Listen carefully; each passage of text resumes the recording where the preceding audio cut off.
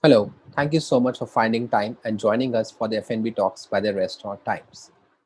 F&B Talks is a knowledge series through which we are bringing together people who seek a deeper understanding of the worlds of restaurant. Our aim is to build a knowledge base on various aspects of running a restaurant business and a delivery business. Today we have with us a very special guest. His name is Mr. Mubarak Jaffar, CEO and co-founder of KLC Virtual Restaurants. KLC Virtual Restaurant is a multi-brand virtual restaurant company focused on delivering delicious food from a variety of cuisines. They are operating more than 40 virtual brands across a network of 18 cloud kitchens in Kuwait and the UAE. Some of their most renowned brands include The Junkyard, Proper Sliders, Mission Katsu Curry, One Butter Chicken, Project Pasta, and many more. Mr. Jaffar is also on the board member of Faith Capital, a Kuwait-based venture capital fund that focuses on e-commerce businesses that have a high growth potential. He has been a former partner at Talabat, one of the largest online food delivery platforms in the MENA region. Graduated with a degree in management from the Royal Holloway University of London in 2011, he even obtained a master's degree in management in MENA region from the South University of London in 2012. Thank you so much for being with us, Mubarak. It's been a pleasure hosting you at the F&B Talks. Thank you very much for the introduction, and it's a pleasure to be here. Great. Well, let's get going. We'll keep this session focused on getting as many insights as we can from you on your experience of building the innovative new age virtual kitchen brand. Let's start with the journey, Mubarak. Take us through the journey of KLC Virtual Restaurants. How did the idea came up? When did you start working on this project, and where is the business today? So basically, our family set up a quick London company, KLC, in 2008. In 2009, we set up our first restaurant, The Kitchen. My brother Mohammed specifically, he saw a gap in the market at the time. He wanted to do a delivery-only restaurant. This is way before online food delivery was common in the market. So we ventured into the space. Majority of orders were offline. On Talabat at the time was in Kuwait and in KSA. However, online food delivery was a lot smaller than what it is today. We then joined Talabat as a restaurant partner in 2010, and then really saw orders increase. Even though Talabat was very relatively small, we did see the potential of online food delivery. So that really led us into that space. In 2010, our family sat, we discussed this potential opportunity, and then we acquired Talabat in 2010. My brother Mohammed took that forward and started to expand Talabat in Kuwait and across the GCC. And then that's really what opened up our eyes to this industry and to the space. And it was really early days. You can imagine the orders were being, sent to restaurants via fax. Most orders were being, placed via the website. So, I mean, you can imagine how early that was at the time. There weren't that many restaurants. There were less than 100 restaurants on Talabat at the time. So you can imagine it was really early days. We did see a spike in orders. However, that then went and plateaued as more restaurants started to join being an aggregator because, the numbers of orders weren't really, they weren't picking up at the same rate. We then saw more potential. So we waited 2 years. I finished my master's degree in 2012. I then joined the team full time, set up the first restaurant, our first street food concept, our first American concept, The Junkyard, in 2012. And then that really opened up our eyes to this industry. We saw people's behavior change with time. More and more restaurants started to join the aggregator, Talabat specifically at the time, and we started to see more customers look for variety in different options and cuisines. And then that's really what led us to do multiple brands. We then set up a burger concept, a better burger kind of concept in 2014, and then a slider concept in 2015. So we saw huge potential in the American cuisine specifically, and then that was really growing, and that really carried the aggregator at the time. There were several cuisines that were extremely popular in Kuwait, and we saw a gap there, and we tried to tackle that. In 2015 specifically, we exited from Talabat, and that also was a transition period for us as well. Online food delivery started really picking up towards 2013, 14, and then 15 onwards. That's when we really saw the shift from offline to online. A lot of restaurants began to join, and I'm talking about specifically Kuwait here and the rest of the GCC. However, Kuwait was always ahead in terms of market penetration. and online orders at the time. The other GCC countries, they were mainly focused on dine-in, takeaway. There were a lot of offline orders at the time, but within several years, we started seeing huge, massive growth across the whole GCC, KSA in the UAE, Qatar and Bahrain. And then really the market just shifted from offline to online. More people joined in, and then that really helped us during our transition. So in 2015, we began to experiment with with our kitchens by basically onboarding multiple brands in one location and within the same area. So we had locations in the same complex. So essentially, cloud kitchens. At the time, that term wasn't common. So every time we were asked, this term, cloud kitchens or dark stores, dark kitchens, these terms have only, really been, used interchangeably within the last several years. So in 2015, it was out of experimentation, and we were looking at how could we possibly utilize our outlet, utilize, the space, and that's where the experimentation came about, and that's what led us to the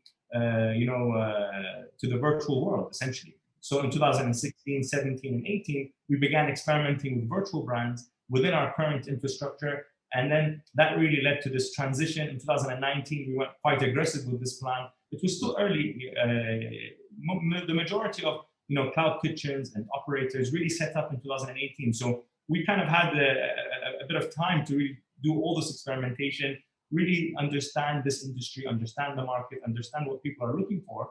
And we saw the market grow, and that was really essential to our development.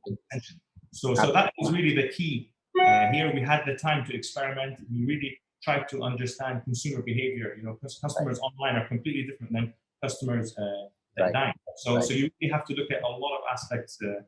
The delivery market in general has changed significantly since we started. 60-minute, 70-minute delivery was extremely common.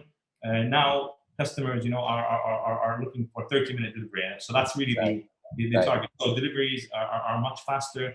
Technology has been also has changed the game essentially. Give us some overview of the brands that you operate. I understand that there are a lot of American brands that you have started virtually. What kind of bouquet you have?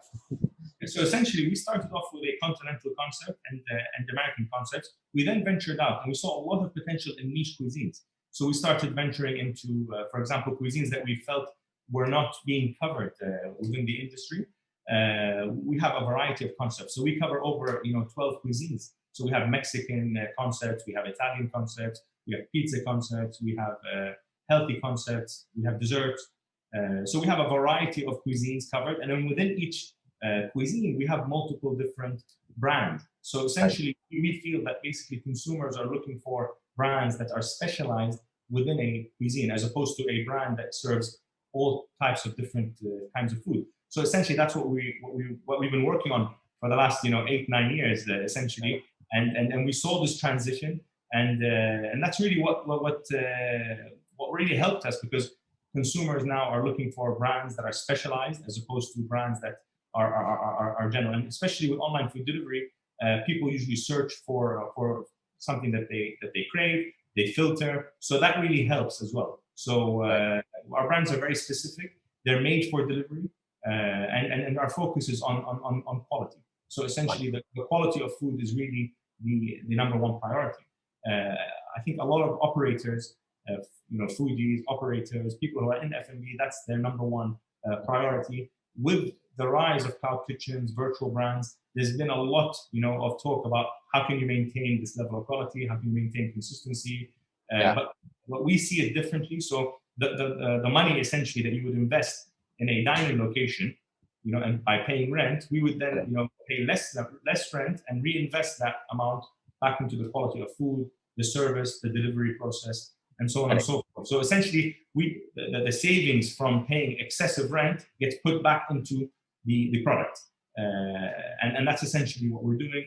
And there's a lot of research that goes into this. So it's a data-driven industry essentially. So everything is documented. So we look at hourly orders, area sales, average ticket, and so on and so forth. So there's so many different metrics that help us really much better decisions. So that's really helped as well, and that's contributed towards our development in this industry. And to be honest, it's been an amazing journey. The last 3 years have been exceptional. COVID, unfortunately, impacted everyone. However, it really, I think, accelerated online food delivery. So we've seen the growth in online food delivery during this pandemic, regardless of decisions that were made that impacted businesses. Absolutely. Today, we're operating 24 hours, and we're seeing figures are way ahead from pre-COVID. So we can see, behaviors change. People are ordering at different times of day now. They got used to ordering. So because we're available 24 hours a day, that really helped basically us capture a bigger market share, essentially. Correct. So when you say 24 hours a day, so do you have round the clock deliveries, like 24/7 deliveries that's being offered? Yeah. So essentially, we have our over 40 virtual brands in Kuwait. Right. We cover around over 90% of the delivery areas, and we deliver 24 hours across these areas. So essentially, we're available, and we have a variety of cuisines that cater to people throughout the day, and that's something that's not commonly available. Essentially, a lot of restaurants, that specialize in a specific cuisine usually close at a certain hour. So we are available throughout the day, and then that really is a game changer, essentially, because you have a lot of people who work late, people who wake up very early, so they don't really have a lot of options during these very awkward times. So we're usually catering to these people, and we're also catering to the peak hours as well, and customers who order during the regular lunch and dinner and breakfast times. And so do you also have your own delivery fleet that works around the clock, or do you also work with a lot of aggregators? How does the backend work? Yeah, so previously we had our own fleet. We then shifted and we were hybrid. So we have our own fleet, and we also use third-party delivery through aggregators. Right. So essentially, we're now 50-50, as they say. So we have our own fleet because the demand of online food delivery during the last several years has exceeded the capacity and of the third-party delivery companies, essentially. So a lot of times, if you're only depending on the aggregator delivering for you, if the aggregator is getting a high number of orders, you would usually place your restaurant on busy for a period of time. So having that, so we're hybrid, essentially. So when the aggregators don't have capacity, we have our fleet as well to compensate. So essentially, our core business is delivery, so we need to be available. So we try to reduce, our busy time as much as possible, and try to be available to customers and deliver within an extremely reasonable time. So that's very important. So as you know, people nowadays are looking for faster deliveries.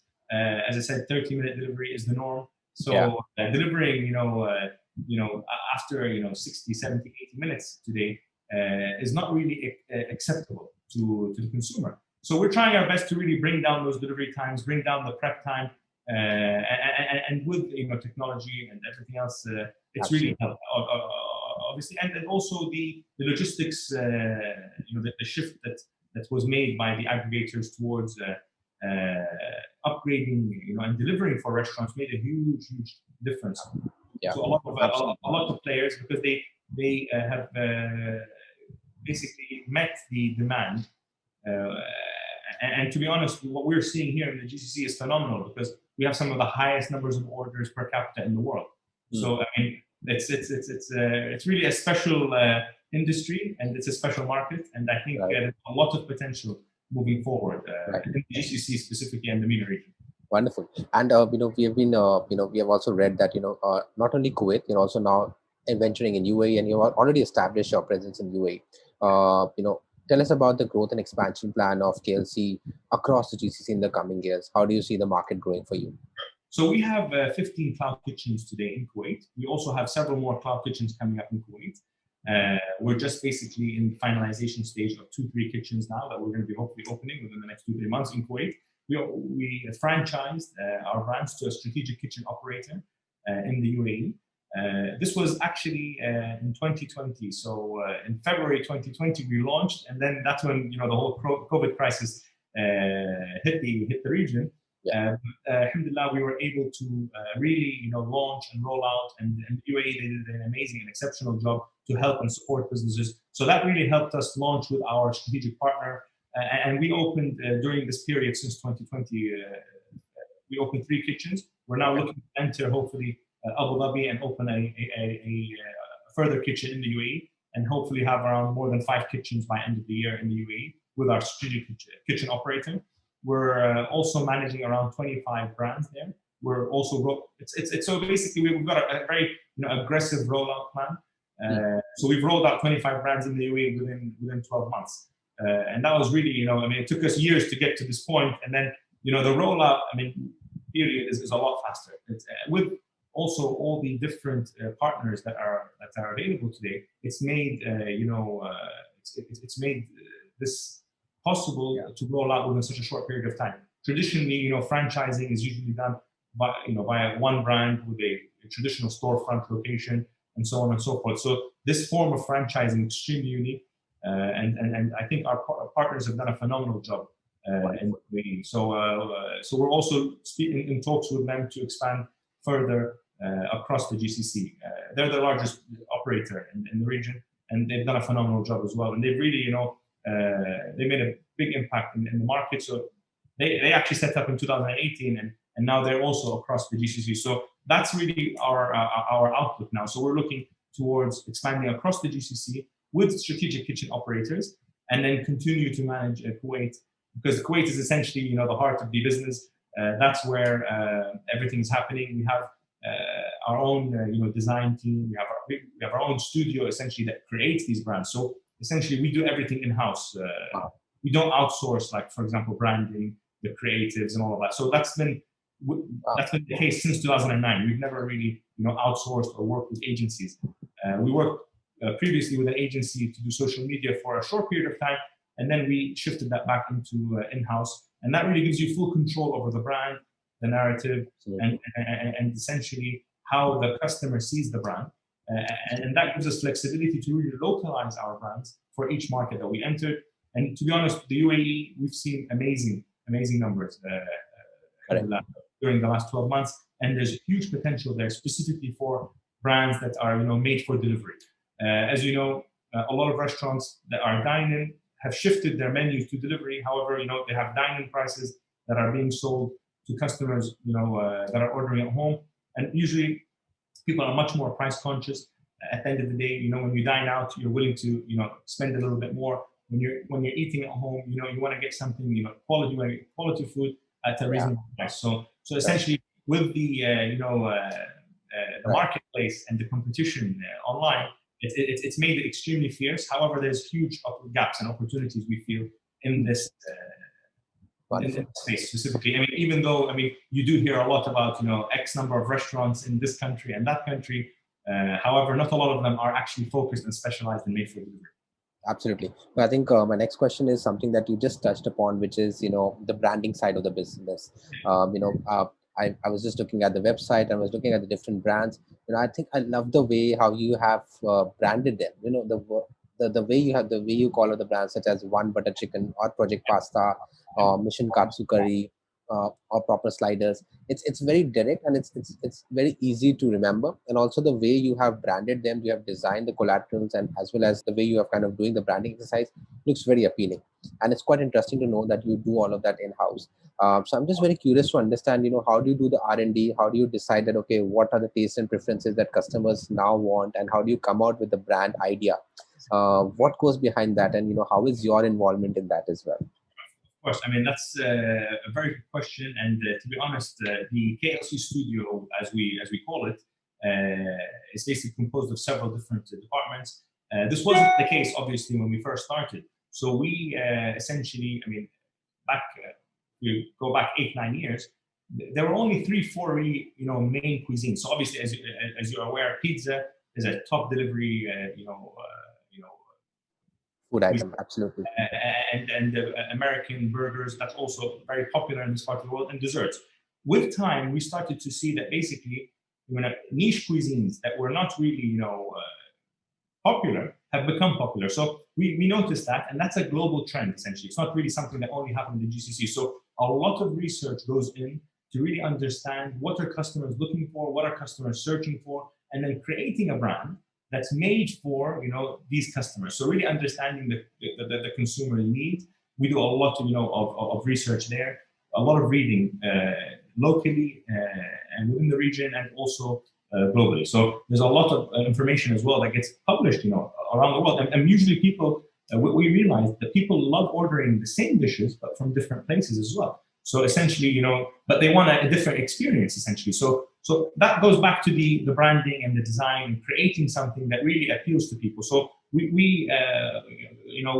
Allah blessed us with an amazing team. So we were, and this core team was with us from day one. So a lot of these guys, they joined us, from day one, and they've really like developed with the business essentially, and they really carried the business forward. So we had a designer that was with us, and he really was instrumental in creating the studio.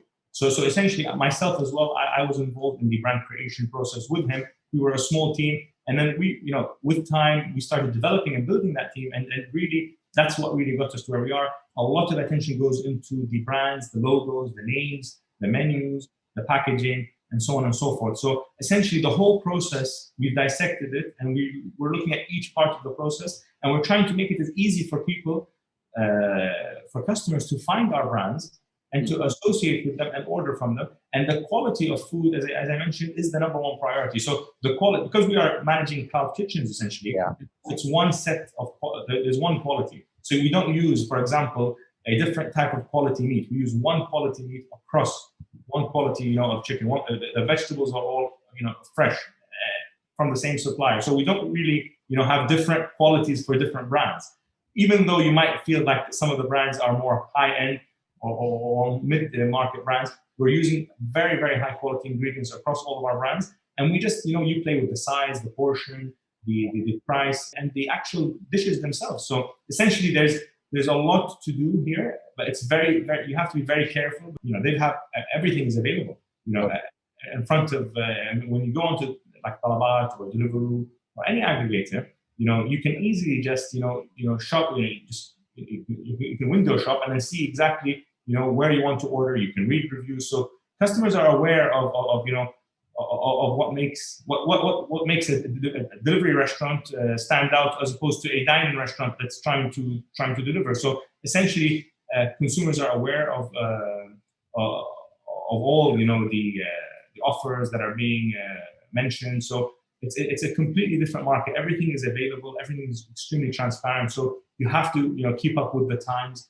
Essentially, customers previously were not used to having aggressive discounts online. Now aggressive discounts on aggregators is extremely common. So these are trends that are happening. So you have to remember that if you are not made for this industry specifically, it's very difficult for you to go out and give a 20%, 30% discount because of the costs associated with your business model. So essentially, that's really what helped us make this transition. Because if we were paying high rent and we had a huge wage bill, we wouldn't be able to be competitive, give customers the best quality for the best price, essentially, because we would be, our expenses would be, a lot higher. We wouldn't be able to, offer a discount to customers. So essentially, that really is the game changer, in my opinion, having the flexibility to introduce brands in specific cuisines that customers like, being available throughout the day, and also being competitive when it comes to price and offering as well.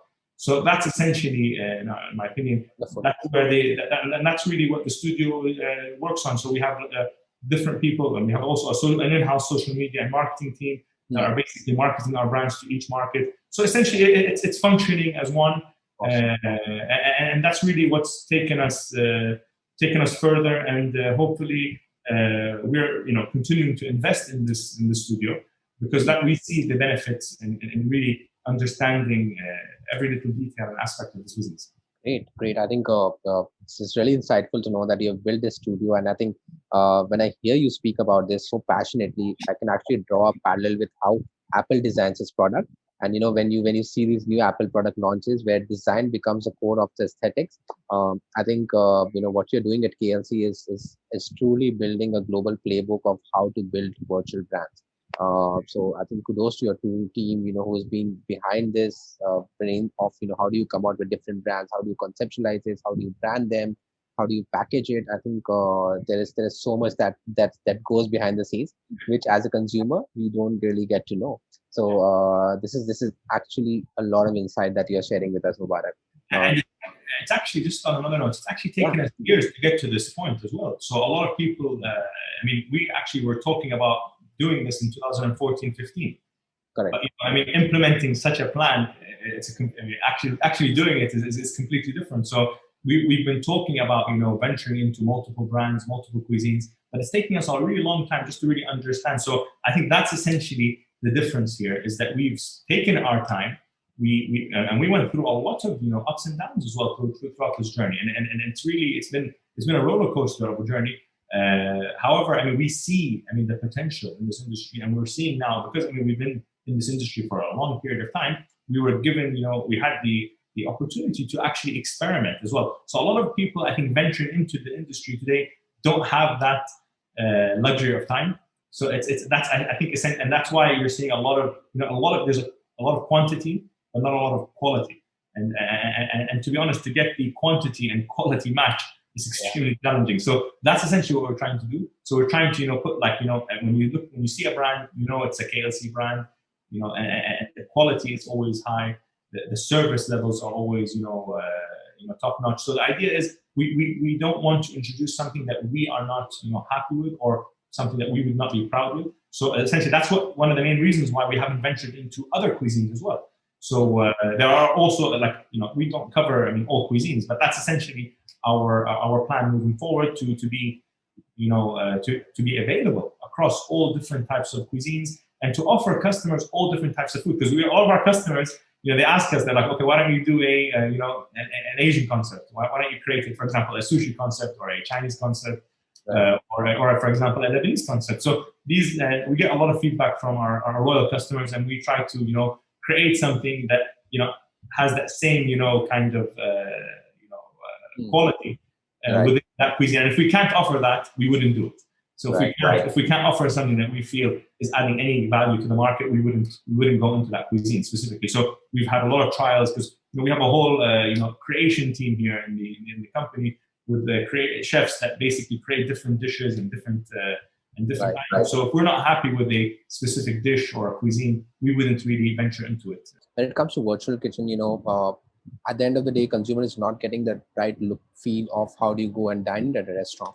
So when the food comes at the home, it's through the packaging, it's through the way the food is being packaged and it is being served to them, and also how well it is cooked. So I'm sure the temperature, the right check, as you mentioned, making sure that it reaches him within 30 minutes, so that it is still warm and it's still good enough so that he can enjoy the burger. So how do you look at the packaging side of your brands? What goes behind the science of the packaging? Because I've heard, and we have been reading a lot, that packaging is very critical when it comes to cloud kitchens. So throw some light on that. What goes behind the packaging side of KLC? Yeah, so essentially, I mean, the packaging is key. It's critical, I would say, in this process, because I mean, if you don't package, I mean, something properly, it won't get delivered to the customer properly, and then that would lead to a negative review, and so on and so forth. So essentially, I mean, the first thing that we do, I mean, when we create any dish, is that we try, obviously, the dish, and then we start experimenting with different types of packaging for that specific dish. And we try our best, also to stay away from, for example, packaging that doesn't, for example, maintain the heat of the food, the quality of the food, regardless of I mean, a lot of people have this perception that you need really, really fancy looking packaging. Essentially, it's not about fancy looking packaging. It's more about having something that's practical, something that actually holds the food and delivers it, to the customer, because that's essentially what the customers are looking for. And that's what we're trying to do. So we're looking at the practicality of the packaging itself. The look and feel of the packaging is super important. But obviously, when you go for quality, when you work with quality suppliers, quality vendors, that's what you get. So I mean, there is a lot in the market, and that's a huge plus as well. So because the industry, I mean, is heavily focused on delivery, we have a lot of different suppliers who offer different types of packaging from all around the world and in this part of the world. So essentially, it's really packaging is available. We have a lot of factories that print different types of packaging. We have a lot of suppliers that provide us packaging from different parts of the world. So I feel like that was a real plus, that was a bonus, and the packaging is also very reasonably priced as well. So that was also a big. So we don't use a lot of companies. They try to cut down on the packaging cost. Essentially, we try to look at what's the best packaging used for this, and then we look at the cost involved with that. But because we're operating multiple brands and we've been doing this for a while, we've already been experimenting. So we already know exactly what packaging works, for example, for pasta, what packaging works for a burger, a pizza, and so on and so forth. So there are obviously obvious cuisines like pizza. It's a very standard. It's, the box, the pizza box is common. However, I mean, the dishes like, for example, tacos, you can deliver tacos in so many different ways and forms, essentially, right? So there are some dishes, for example, curries and soups and so on and so forth. So there are so many different dishes that can be delivered in multiple ways. Pasta as well. So you can have pasta in a plastic container. You can have it also in a paper container. So essentially, in a paper box. So it really depends. But a lot of time and effort goes into this, and we make sure that basically that the food arrives warm to the customer, and you get that that dining experience when you eat. That's what we're trying to get. Essentially, that's what we strive for. So when you eat at a restaurant, you want that same experience at home. Obviously, it's never going to be exactly the same, but we're trying our best to give customers that that satisfaction that when you eat in a restaurant that you love, that same feeling. Great. Awesome. I think then I'd also like to touch upon one other question that we wanted to understand from you, is that today there is this whole debate, around, yes, you need aggregators, but yes, also you should have your own hybrid model, which I think you rightly touched upon. But then a lot of brands, are also focusing on building their own online ordering system, which is their own digital storefront in form of a website or an app, so as to make sure that they take control of the customer data and they manage the deliveries through their own network.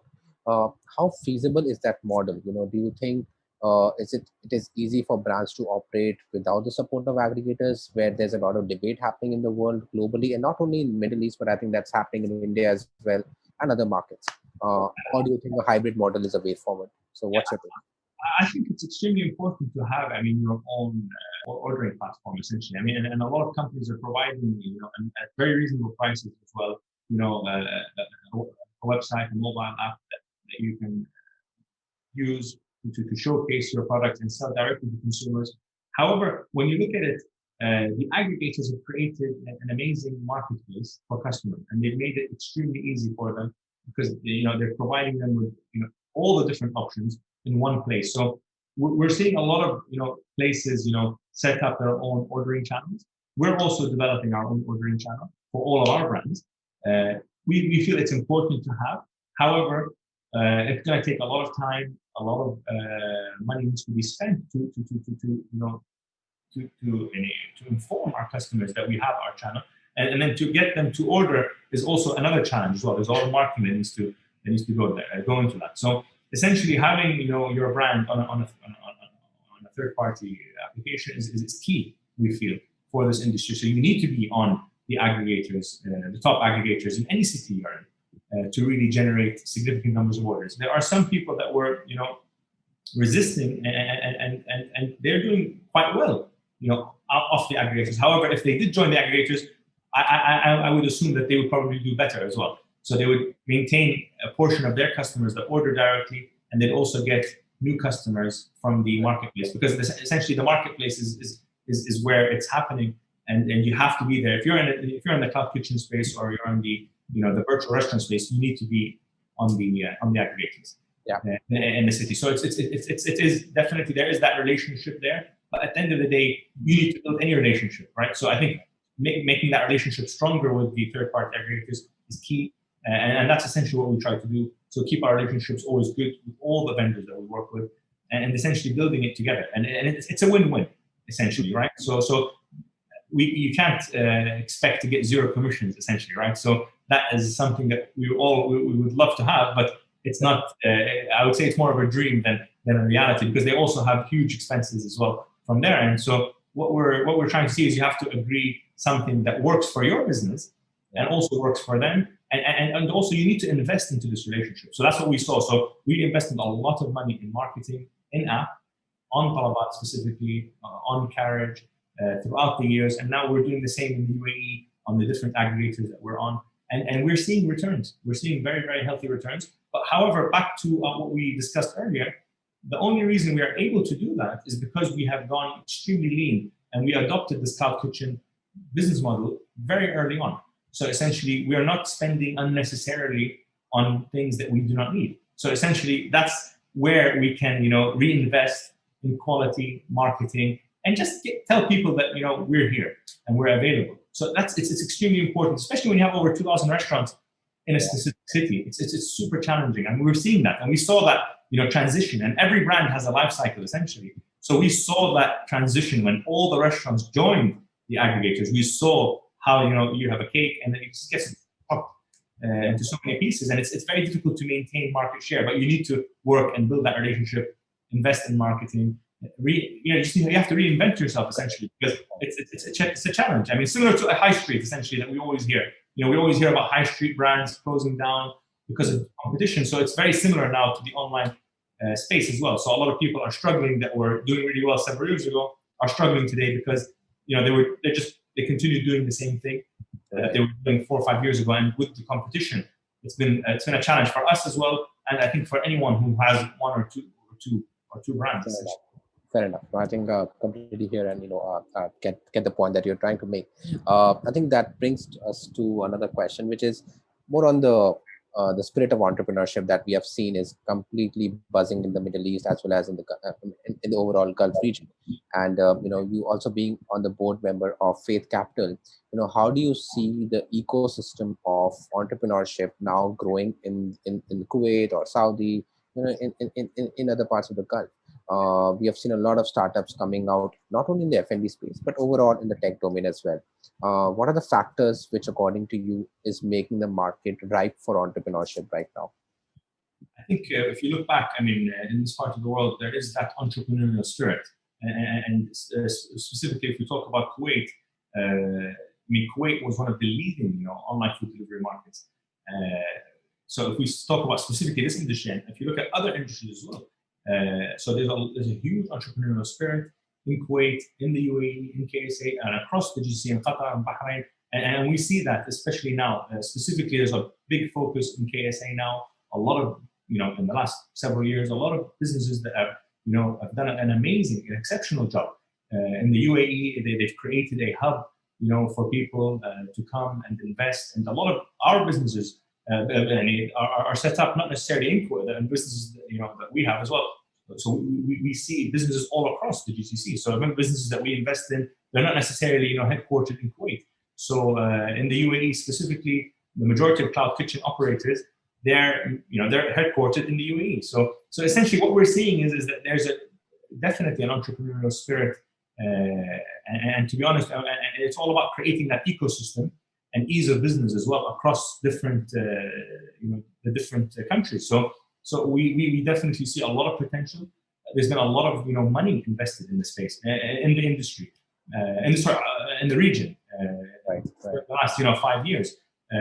Money from the Arab world and also out of the Arab world. So essentially, that's very positive. It creates a very positive ecosystem, brings and attracts more investors to come in and invest and look at opportunities. And there are a lot of opportunities here in different industries and across different verticals as well. And it's been an exciting period, I would say, during the last 6-7 years, because there's been a lot of activity in the MENA region, where previously the majority of activity was in other parts of the world. So I think now investors are seeing the opportunities, are seeing the potential here, and they're really more willing to invest and take chance, and invest in a startup, invest in some of these businesses. And a lot of the valuations that we're seeing as well today are amazing and encouraging as well. And at the end of the day, it's a cycle. So we need to continue to develop this and encourage more people, and have that investment come into the system, because it just kind of creates a healthy ecosystem for everyone essentially and keeps businesses going. So I would say this is essential for the development of the region. Totally. And I think I'd also like to hear from you, as an entrepreneur, somebody who has been able to take the brand to where it is today. What would be your expert tip to anybody who is planning to venture into the food business in Kuwait or in Saudi, from the Gulf? What tip would you like to give to people? So essentially, I think research is key. It's vital. So really understanding the business that you're entering and really understanding the fundamentals, the players within the industry, and understanding what happened and how this industry developed as well is super important. So I think a lot of people they read, for example, a lot of interesting articles, and they might build their assumptions on these articles. And a lot of information is statistics. You can play with numbers, and that could easily lead people down the wrong path. So essentially, if we look at the online food delivery space, so you have over you have thousands of restaurants in the region delivering.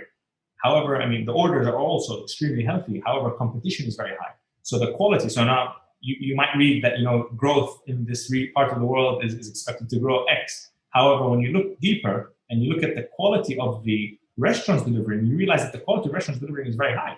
So in some parts, obviously. So for example, if we talk about Kuwait, online food delivery has been around for a while. So the quality of restaurants delivering is extremely high. So we would, it's very difficult to maybe penetrate a market like Kuwait because of the strong local, there's a lot of, there are a lot of influential entrepreneurs, local chefs that are really put, everything they have into their businesses, and they're doing a phenomenal job. And it's very difficult now for, for example, a franchise out of, the region to come in and compete, because these entrepreneurs have really understood and cracked the market. So essentially, when you look at the market, you really need to understand what's happening, understand the local tastes, the local flavors, before venturing into it. And the cloud kitchen space, I think, has gotten a lot of attention. However, a lot of people forget any kitchen essentially could be a cloud kitchen. So it doesn't necessarily need to be a massive kitchen. So it could be a 40 square meter kitchen, it could be a 200 square meter kitchen. So it basically hosts virtual brands. So a cloud kitchen has multiple brands that serve the delivery market. So I think the idea of a cloud kitchen and a virtual brand is still a lot of these definitions are not clear to the majority of people. So a lot of people ask us, what do you mean by when you say virtual? So it's still early days, and a lot of people are actually virtual. However, they're not aware that they are virtual. If that makes sense. So essentially, I think just really understanding the industry, understanding what's happening in this part of the world and globally, and really trying to understand what's happening, and from the aggregator point of view as well, it's super important to see what people are looking for as well. So if you have a cloud kitchen and you're planning to open, for example, a burger concept, you need to know that burgers is extremely saturated in this part of town. And to be honest, it's very difficult, and you're competing with the big players, and they're spending a lot of money on marketing. So to really make an impact in that cuisine, you need to have a huge marketing budget. So if you were to open a burger concept in a cloud kitchen, in a small cloud kitchen, it might not be feasible due to the situation. That it might have been feasible 5 years ago when there weren't that many burger restaurants in the market. If that makes sense. So it's all about supply and demand, really understanding that. It's as simple as that, I would say. So really seeing what is available in the market, what is it, and that cuisine or food type that's not available, is there a demand for it or not? So really understanding that. And we were shocked, to be honest. So we ventured into niche cuisines that are actually so brands within niche cuisines that are in our top 10 brands. So these cuisines essentially don't get thousands of orders. However, there aren't that many people focusing on them. So essentially, that would, I think, so research, really understanding that it's not about the easy, the quick win. It's not the obvious, so opening a pizza restaurant or a burger restaurant. We have pizza restaurants, we have burger restaurants. They do very well, but they need more money, to be spent on marketing due to the competition within them. So essentially, there are pros and cons, obviously, in being in these cuisines. However, you just need to really understand the market before, obviously, venturing into this industry, because you're also competing with a lot of players who have investors' money. There's a lot of money being poured into this industry, so that's also something to be aware of. So we're a privately funded business, so I mean, we really, we look at every aspect of the business, the costs, where we're spending our money. So so it's very important. So we started, with one outlet and then expanded, invested, the family invested, and then we continue to invest within. So essentially our approach, our outlook is completely different. So some of the valuations and the money that's being raised in the industry, in our opinion, is also is very high. But that's due to how fast some of these businesses are expanding, and they're spending a lot on infrastructure across not just this part of the world but all over. So essentially, there's a lot happening. I think everyone needs to that we sit with. We always make sure that everyone that in our team is aware of everything that's happening in the market as well. So informing your team, having a well-informed team, understanding what's happening within the industry is also key. So as I said, it's all about the team and having a really solid team as well with a great strategy, and that's essentially what I would advise anyone.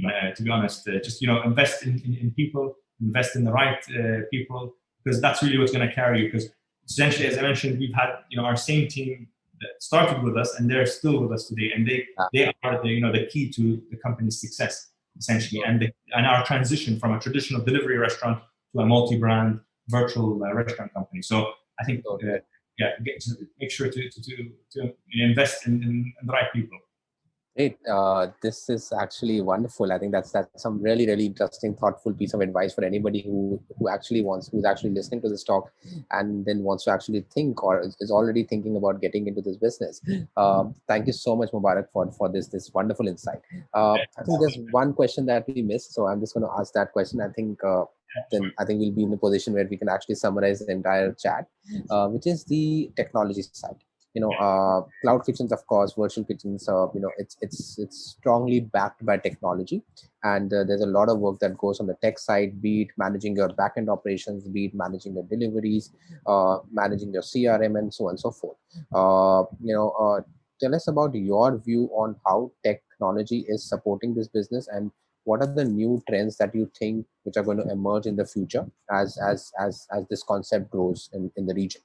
So I think just so much has happened in the last 10 years. So if we go back, the way orders were being, sent to restaurants as well has completely changed. The way customers order during the last 10 years has changed. So I think with the rise of smartphones in the region, it essentially changed the game. So people were, previously ordering via the website, and now, majority of orders are done via smartphones. So essentially, that was really the big shift, the big transition. And then when the aggregators began to invest more and more money in logistics, being able to track your delivery, that really just changed. That was another game changer. So several years ago, when that was, and that's become common today. So being able to track your delivery, being able to, basically see exactly where the driver is, having a direct communication with the riders as well. So this is just changed the whole outlook, because the biggest issues people were facing previously were that a lot of the riders weren't able to find the customers' addresses properly, addresses were incorrect, deliveries were being delayed, and so on and so forth. So I think there was a lot of money invested in that, reducing delivery times. So basically from 60, 70 minutes to 30 minutes, there was a lot of money invested there into infrastructure, logistics, and that basically the technology there is really changed the industry, in my opinion.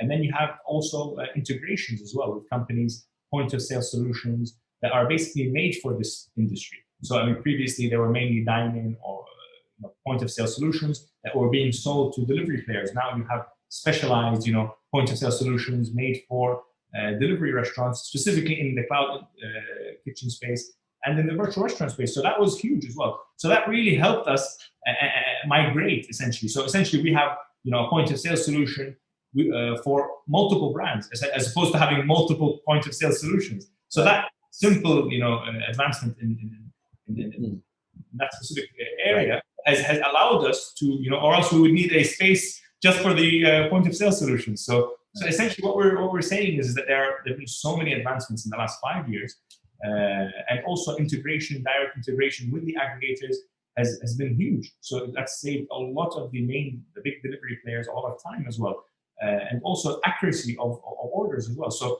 with direct integration, you have less issues, room for error. So I mean, having the order directly, having the order directly into your POS solution without having somebody manually punch the order makes allows the team to focus on other things as well in the operation. So that was a huge stressful area as well. And there are so many other as well advances that are happening. And what we're seeing is this is leading to one result, which is faster delivery, a better quality service, and to be honest, a better overall experience for the consumer. So essentially, that's what we are seeing. And I feel that is a lot of talk about other advancements happening within the space. It's still early days. I think a lot of people they want to have their food within 15 minutes, and that is possible in certain cities, right? So within 10 minutes. So I think the goal is how can we reduce delivery time, reduce prep time as well in the restaurants as well. So that's really the challenge.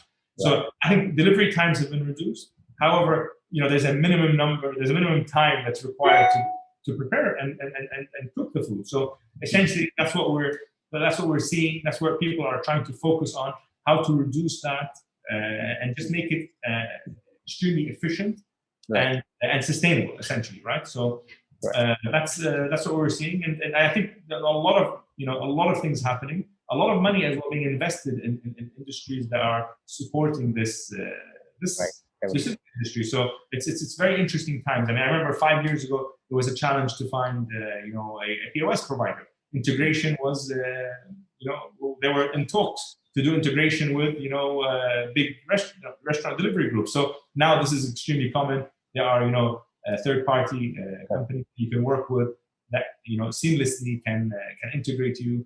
They can provide you with a solution that's customized for what you're trying to do, as opposed to you trying to fix a solution, to your business. So essentially, there's a lot that's happened, and I think the aggregators have played a huge role in this as well. Absolutely. And to be honest, the ultimate aim is to get a better quality, service and an overall experience for the consumer.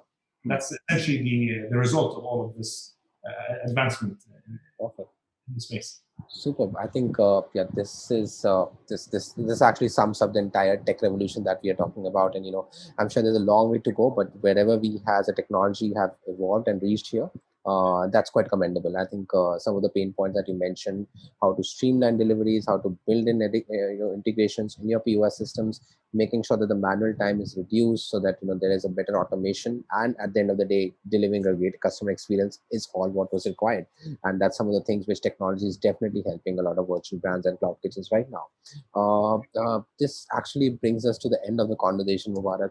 It's been a pleasure talking to you and learning so much from you about not only the success story of KLC Virtual Restaurants, but overall how you see the economy, how you see the market growing, and also your view on the consumer behavior and the shifts which we are seeing in the region. And last but not the least, the focus on technology and the role of technology that you see how it's going to impact the cloud kitchen market in the region. So I just want to thank you so much for giving out this time to us for this great conversation. It's been a pleasure talking to you. Thank you so much. It's been a pleasure, and really all the best with the rest of the series as well.